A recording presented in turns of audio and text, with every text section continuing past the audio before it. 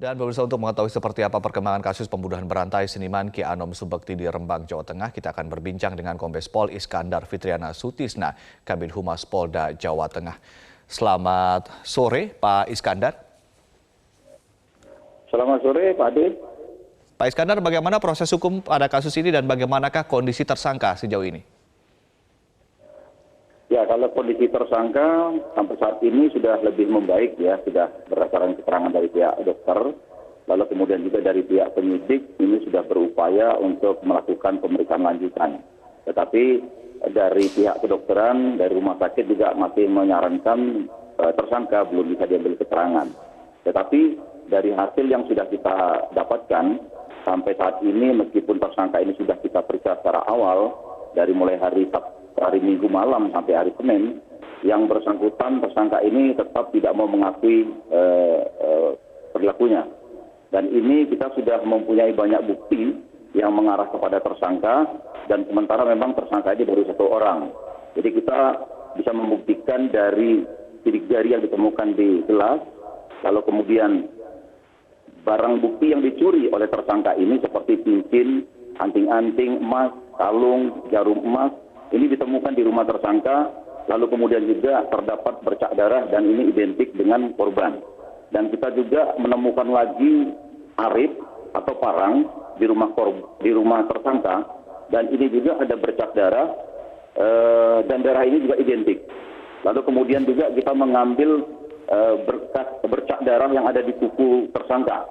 Ini juga identik dengan korban, sehingga penyidik Polda Jawa Tengah maupun Polres Rembang telah menetapkan tersangka atas nama Sumani hari Senin tanggal 8 Februari kemarin. Oke, kalau dari barang bukti yang sudah ditemukan sejauh ini, apakah sudah ditemukan dugaan motif yang akhirnya dilakukan oleh tersangka terhadap korban? Motifnya apa?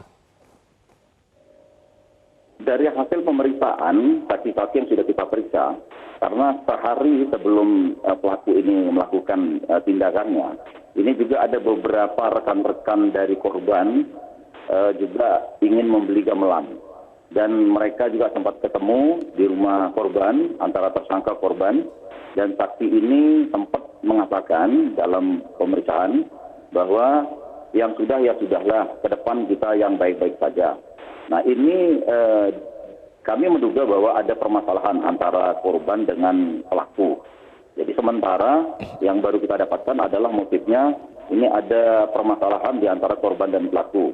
Yang kedua, motif yang kedua adalah juga pencurian dengan kekerasan, karena di sini ada barang-barang yang berharga milik korban yang diambil oleh pelaku. Baik, lalu bagaimana sebetulnya Pak Iskandar kronologi sampai akhirnya tersangka meminum pestisida atau racun serangga ketika hendak ditangkap? Ya, jadi kami dari penyidik tidak tahu dan tidak ada seorang pun juga yang melihat bahwa si tersangka ini meminum racun serangga. Pada saat itu warga menemukan tersangka ini di dalam parit karena terjatuh. Lalu kemudian diangkat dibawa ke rumah tersangka.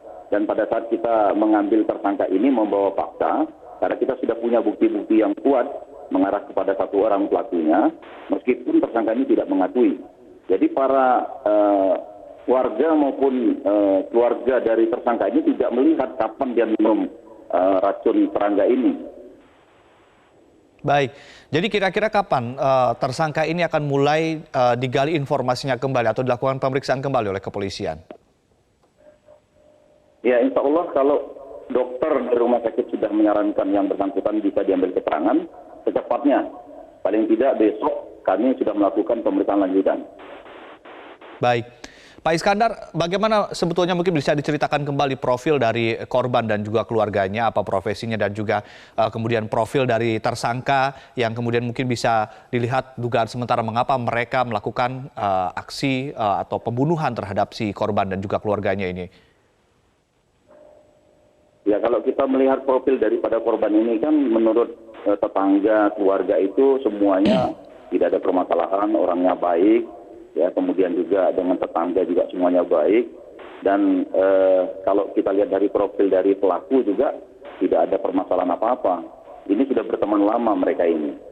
Lalu kemudian terjadi transaksi di 1 hari sebelum kejadian, memang ada jual beli gamelan. Ada beberapa orang yang ingin membeli gamelan kepada korban. Dan ini sempat datang ke rumah itu sekitar, yang pertama pelaku sendiri, itu sekitar jam 12 siang itu datang ke rumah korban untuk transaksi gamelan. Lalu kemudian jam 3 sore, pelaku ini pulang ke rumahnya. Setelah itu ada 2 orang lagi yang datang untuk transaksi gamelan di rumah korban. Lalu kemudian terakhir bahwa pelaku ini menyuruh orang lain untuk membayar karena harganya sekitar 15 jutaan. Jam 3 sore datang 2 saksi dengan membawa uang yang katanya ingin melunasi. Lalu kemudian uang 15 juta ini ternyata tidak diberikan kepada korban. Diberikan kepada anak korban, yaitu yang bernama Danang. Ini diberikan hanya 1 juta. Lalu kemudian 2 orang tersebut kembali pulang ke rumah. Dan malam hari ini kita lihat bahwa saudara Sumani sebagai pelaku ini kita temukan dari CCTV yang berada di dekat rumah korban, melintas dengan kendaraan bermotor menggunakan helm putih. Ini yang terlihat di CCTV. Lalu kemudian kita lihat dari CCTV yang berikutnya, sekitar jam 12 malam, ini melintas kembali lagi dari arah rumah korban. Motor Honda warna hitam dan kemudian helm warna putih. Lalu kemudian antara jam 9 malam sampai dengan jam 12 malam itu, ada 2 orang saksi yang melihat bahwa di rumah korban ini terparkir sebuah sepeda motor berwarna hitam, lalu kemudian ada helm putih. Nah, di sini terlihat pada sekitar jam 10 malam, lalu kemudian jam 11 malam. Tetapi tetangga tersebut tidak curiga. Baik, terima kasih Kombes Pol Iskandar Fitriana Sutisna, Kabid Humas Polda Jawa Tengah telah memberikan informasi kepada kami di Prime Time News.